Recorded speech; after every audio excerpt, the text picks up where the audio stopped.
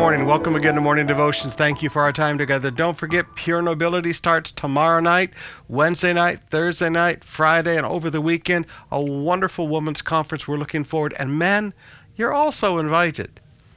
They're going to be talking not just about beautiful ladies, they're going to be talking about beautiful feet, evangelism, and a beautiful Jesus. And gentlemen, we can agree with that.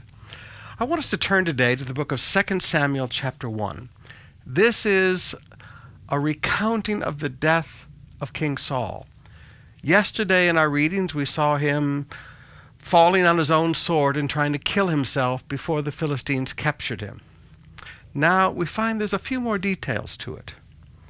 Beginning in verse 6, the man answered, I happened to be on Mount Gilboa, and there was Saul leaning on his spear with the enemy chariots and charioteers closing in on him. He turned and he saw to me and cried out for me to come to him. How can I help? I asked him. He responded, Who are you? I'm an Amalekite, I told him. Then he begged me, Come over here. Put me out of my misery, for I'm in terrible pain and I want to die. So I killed him, the Amalekite told David, for I knew he couldn't live. How do you know he couldn't live? But I knew he couldn't live. So I took his crown and his armband, and I brought them here to you, my Lord. David and his men tore their clothes in sorrow when they heard the news. They mourned and wept and fasted all day for Saul and his son Jonathan, and for the Lord's army and the nation of Israel, because they had died by the sword that day. Then David said to the young man who brought the news, Where are you from? He replied, I'm a foreigner, an Amalekite, who lives in your land. Why were you not afraid to kill the Lord's anointed one? David asked. Then David said to one of his men, Kill him. And the man died. Now you look at that and you begin to go, David, are you being fair? But I want you to understand, murder is murder.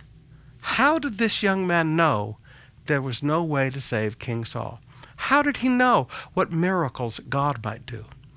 He committed an act that we call today euthanasia. Saul wanted to die. He was in great pain. Saul wanted to die. He saw no hope. So he asked this man to help him commit euthanasia, to kill him. So the man did.